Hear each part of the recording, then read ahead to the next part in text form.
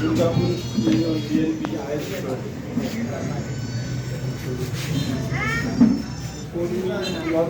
সভার সম্মানিত সভাপতি উপস্থিত আছেন আমার প্রাণপ্রিয় বড় ভাই, আমাদের আসনের ধানের শেষের প্রার্থী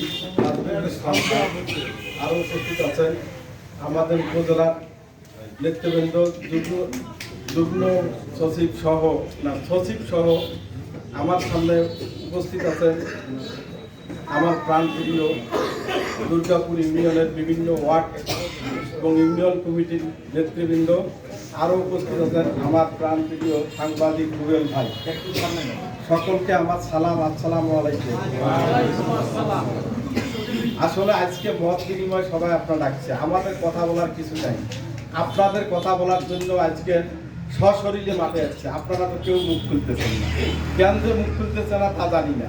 দুর্গাপুর একটি অত্যন্ত গুরুত্বপূর্ণ ইউনিয়ন, এই ইউনিয়ন থেকে আওয়াজ তুলতে না পারলে আমাদের কিন্তু লাভের চেয়ে ক্ষতি হবে বেশি। আমি একটা কথা বলি, আপনারা দুর্গাপুর ইউনিয়নের যারা নেতৃবৃন্দ আছেন ওয়ার্ড কমিটিতে, তারা আজ থাকি মুখে আওয়াজ তুলবেন।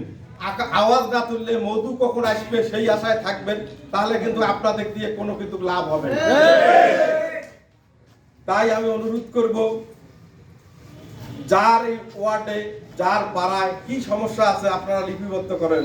আমরা দূর দিয়ে আঘাত আনবো, আমরা আঘাত আনলে কেউ শরীর থাকতে পারবে না। আমাদের আঘাতে অবশ্যই আমাদের পক্ষে জোয়ার আসবে। আমি একটাই অনুরোধ করব, সেটা হলো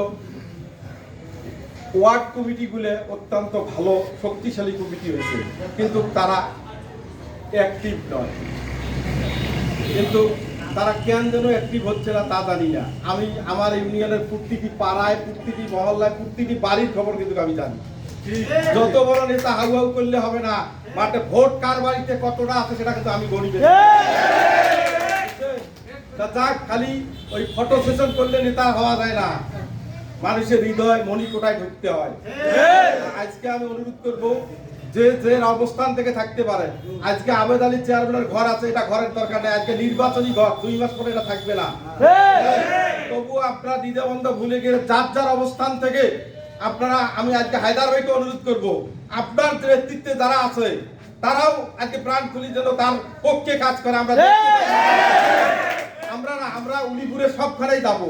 আমার শরীর ভালো থাকলে আমি দ্বিধা বন্ধ দিয়ে সবখানেই দেখতাম। এটা আমাদের প্রেস্টিজ। আগামী দিনে যদি আমরা উন্নয়নে জোয়ার আনতে না পারি, একটা এমপি না থাকলে কিছুই হবে না, কিছুই হবে না, আমারও কিছু হবে না, এলাকার উন্নয়নেরও কিছু হবে না। আমরা কিছু চাই না তার কাছে, আমরা টাকা পয়সা কিছু চাই না, আমরা শুধু চাই একটু ভালোবাসা আর আমাদের উন্নয়ন। আমরা উন্নয়ন চাচ্ছি। আপনারা দেখেন দুর্গাপুর ইউনিয়নের 1 কিলোমিটার রাস্তা কোনো পাকা হয়েছে নাকি 5 বছরে, বলেন? তাহলে আপনার দেখতে হবে, আপনার সেইভাবে লোক বুঝাইতে হবে, তাহলে আপনার নিয়ে আসতে হবে ভোটারদের। আর একটা কথা, আপনারা এলাকায় যা বুঝবেন, হিন্দু আমরা ভাই ভাই, মুসলমান আমরা ভাই ভাই, যেটাই হোক না কেন আপনারা বুঝাবেন যে জামাতের থেকে আমাদের কাছে আপনারা নিরাপদ বেশি থাকবেন।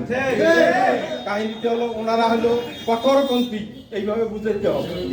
তা যাক, আমি অনুরোধ করবো, এখানে হায়দার ভাই আসছে, আমি খুব খুশি, ভাইও আসছে খুশি।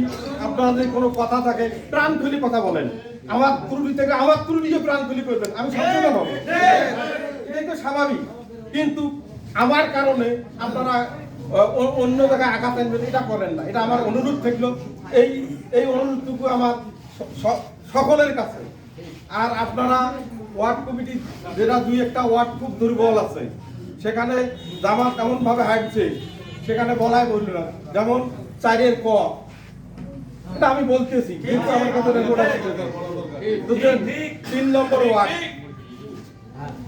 3 নম্বর ওয়ার্ড 4-এর ক আমাদের অত্যন্ত দুর্বল। আর 6-এর নেতা কর্মীরা কি ভাই আমিনুল, তুই তো আওয়াজ তুলিস কিন্তু এলাকায় আওয়াজও তুলিস না, তার মানে নাকি 6 নম্বর ওয়ার্ডের লোকেরা ভীতু হয়ে গেছে, তারা কথা বলতেছে না। সব ওয়ার্ডে ওইখানে জামাতের সভাপতি আমি সবাই আছে দেখি আপনারা এত ভীতু হন না, ভীতু হওয়ার কোনো সুযোগ নাই। আমরা আছি 6 নম্বর ওয়ার্ড, একটু জীবিত হন। আর আমার তেমন অন্য কোনো ওয়ার্ডের বলার কিছু নাই, তা আমি প্রত্যক্ষদর্শী দেখি কথাগুলো বলতেছি। সকলে এখানে উপস্থিত হয়েছেন, এই কারণে আমি সকলের সুস্বাস্থ্য কামনা করে আজকে আমি আমার বক্তব্য শেষ করছি। আসসালামু আলাইকুম।